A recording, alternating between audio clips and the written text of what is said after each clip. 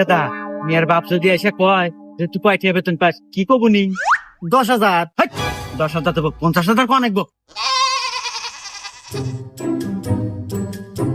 বিয়াই সাহেব কিছু মনে করেন, নাচতে একটু দেরি হয়ে গেল।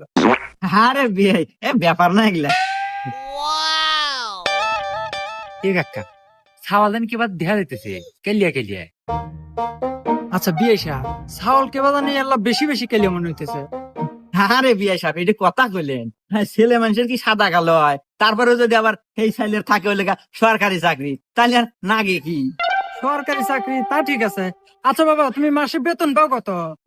পাই মাসে 50,000 টাকা।